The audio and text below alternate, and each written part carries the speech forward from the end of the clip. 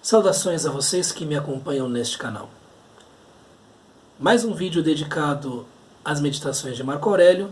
Chegamos à entrada de número 14 do livro 2º. Vamos lê-la e comentá-la.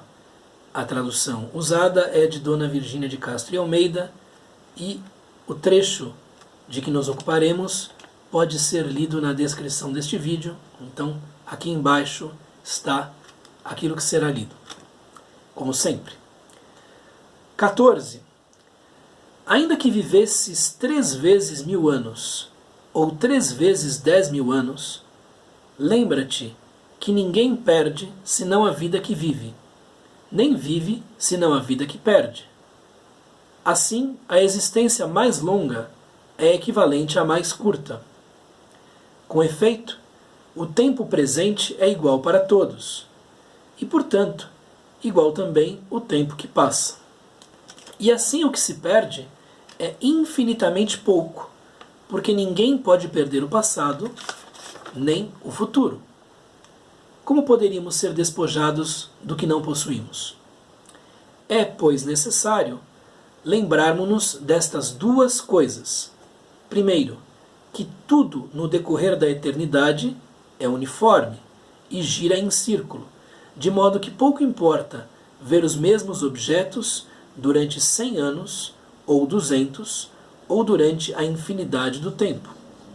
Segundo, que quem tem, ou quem teve a vida mais longa, ou quem morreu mais cedo, perde o mesmo, porque um e outro só do presente podem ser despojados, visto que só possuem o presente, e ninguém pode ser despojado do que não possui. Muito bem. Esta meditação que Marco Aurélio registra para si mesmo lembra um pouco certas preocupações que estão, sobretudo, em Sêneca nas cartas a Lucílio, nas primeiras cartas que Sêneca redige ao seu amigo Lucílio. Para que vocês percebam a proximidade que há de perspectiva entre esta nota de número 14 e as cartas a Lucílio, o início da grande obra de Sêneca, eu queria ler apenas um trecho da primeira carta. Diz Sêneca o seguinte na tradução de J. A. Segurado e Campos, tradução portuguesa excelente. Nada nos pertence, Lucílio, só o tempo é mesmo nosso. A natureza concedeu-nos a posse desta coisa transitória e evanescente, da qual quem quer que seja nos pode expulsar.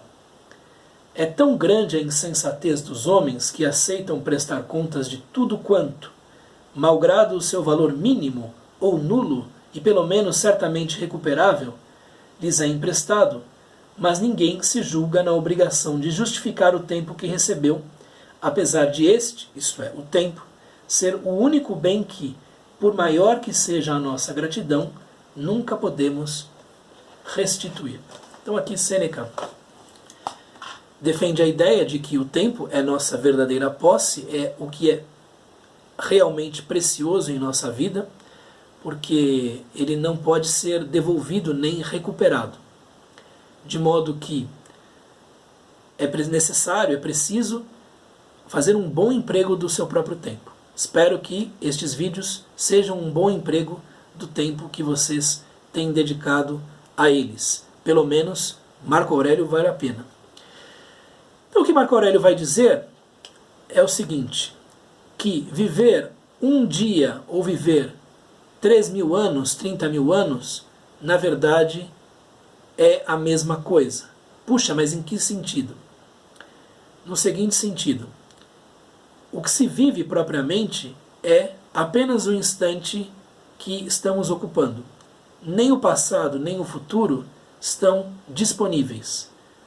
Tanto o passado quanto o futuro são dois abismos. Esta é uma metáfora que, se não me engano, aparece em Sêneca e alguma coisa semelhante em Marco Aurélio, se a memória não me prega peças.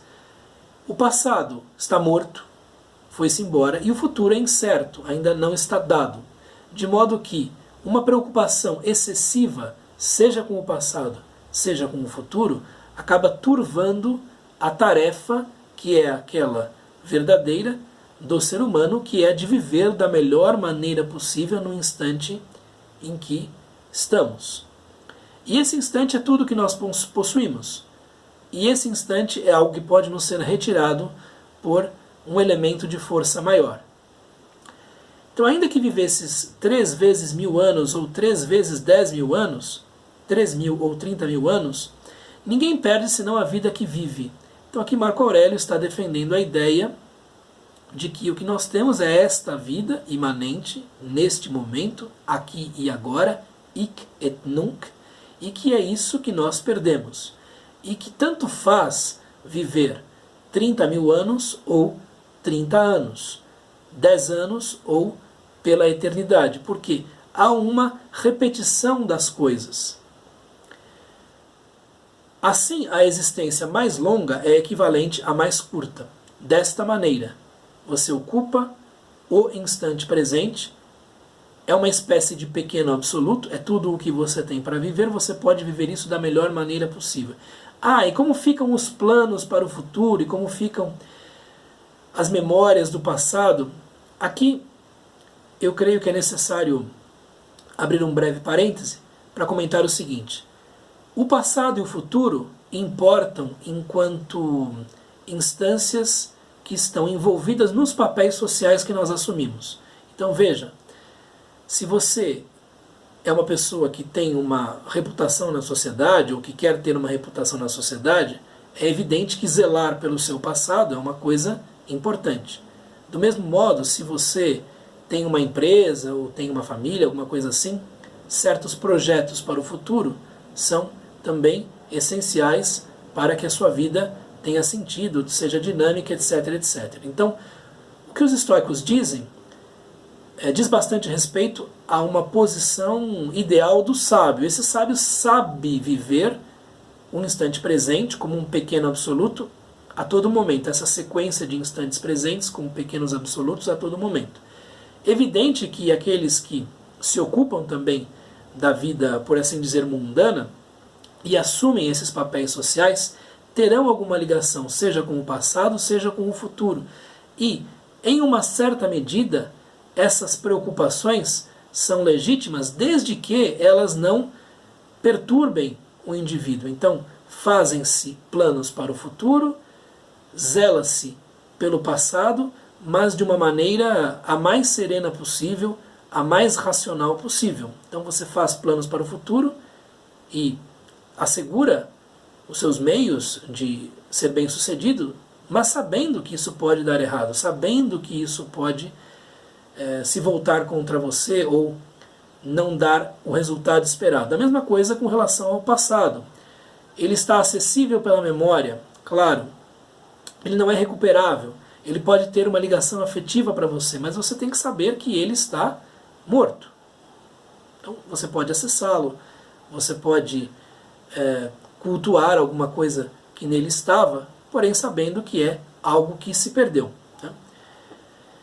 Com efeito, o tempo presente é igual para todos. Então isto é a real, aquilo que você está vivendo, né? O tempo presente. Todos os seres humanos vivos têm esse tempo presente, que pode ser empregado de uma maneira boa ou de uma maneira ruim. E, portanto, igual também o tempo que passa. E o tempo passa para todos. Para os que vivem 10 anos, para os que vivem 3.000 anos, e por aí vai. E assim o que se perde é infinitamente pouco, porque ninguém pode perder o passado nem o futuro. Então perde-se algo pequeno, um átimo. É isso que se perde. O passado e o futuro são coisas que estão, digamos assim, nas mãos dos deuses, né? Como poderíamos ser despojados do que não possuímos? O passado já se foi. Isso é até interessante para aquelas pessoas que ou tiveram um passado de muito sofrimento ou um passado de muitos erros. Ele já se foi. É importante saber disso, né? Está presente em você como memória, mas passou. E também o futuro não deve ser encarado com tanta ansiedade assim, dado que, não importando o que venha pela frente, se você aderir, pelo menos ao essencial dos ensinamentos estoicos, você está equipado com o que é necessário para enfrentar qualquer situação. Pelo menos os estoicos diziam isso, né? Nós talvez não tenhamos essa mesma confiança. É, pois, necessário que nos lembremos destas duas coisas. Então, enquanto estamos pensando no tempo que passa, no presente, no passado, no futuro, duas coisas são necessárias, é necessário que se tenha em mente. Primeiro, que tudo no decorrer da eternidade é uniforme e gira em círculo. Então, veja bem, desejar viver demais não faz muito sentido, porque aquele que vive demais começa a ver repetição, e uma repetição em um nível que pode enfastiá-lo, que pode entediá-lo. É uniforme e gira em círculo, então ele acredita num ciclo de coisas que se repetem, num retorno das coisas sob aparência ligeiramente diferente, não há tanta variedade assim nos acontecimentos da vida, de modo que pouco importa ver os mesmos objetos durante 100 anos, ou 200, ou durante a infinidade do tempo. Então, passado um certo momento de um ciclo em que tudo é novidade, as coisas começam a se repetir. Aquelas pessoas que já são mais velhas têm muito essa percepção, né? Têm muito essa impressão de que há uma boa dose de repetição na vida, né? De que a vida é um déjà vu constante. Os mesmos objetos durante 100 anos ou 200 anos. Bom, então, querer viver demais, querer estender a vida demais, é ser negligente com a constatação de que as coisas se repetem. E a segunda coisa que é necessário ter em mente é que quem teve a vida mais longa ou quem morreu mais cedo perdeu o mesmo, perdeu esse instante presente, perdeu a posse dessa coisa transitória e evanescente, como foi traduzido Sêneca na versão que eu acabei de ler. Perde o mesmo porque um e outro, o que viveu muito e o que viveu pouco, só do presente podem ser despojados. Só perderam o presente, só perderam esse ponto, esse átimo que ocupavam, visto que só possuem o presente e ninguém pode ser despojado do que não possui. Então, só tendo o presente, não importando quantos anos a pessoa viveu ou viverá, o que ela perde é isso. O que ela perde é esse átimo, esse breve instante, e todos nós podemos nos vermos despojados, né, desse breve instante, desse pequeno ponto do tempo que ocupamos a qualquer momento. Esta é a questão. Esta posse de uma coisa muito frágil é algo que pode nos ser retirada a qualquer momento. Muito bem, se isto é necessário para desfazer nossas angústias relativamente ao tempo que vamos viver, eu não sei. Aquelas pessoas que compreendem que vivem uma vida finita, que vivem um tempo breve, costumam viver melhor, costumam fazer um emprego melhor nos seus dias do que aquelas que vivem na ilusão de que sua vida se estenderá por muitos e muitos e muitos anos, porque isso acaba deformando a percepção cotidiana desse indivíduo, né? Muito bem, o que eu tinha a lhes dizer a respeito desta passagem bastante interessante é isto. Eu acho que é uma passagem que mostra, talvez, que Marco Aurélio teve algum contato com Sêneca, tinha algum conhecimento de Sêneca, embora não haja nenhuma menção por nome na sua própria obra. Quando ele faz um elenco de estoicos do passado, né, falando de Severo, lá no livro 1, não cita Sêneca, muito provavelmente porque Sêneca, tendo servido a Nero, né, e tendo tido tantos defeitos, não seria alguém, um dos exemplos mais subidos, alguém mais imitável. Mas me parece claro que em alguns pontos ele teve contato ou com Sêneca, ou com algum imitador de Sêneca, algum epígono de Sêneca. Este é um tipo de passagem que tem uma proximidade bastante clara neste sentido. Eis o que eu tinha a lhes dizer a respeito deste trecho. Um abraço, até a próxima. Tchau.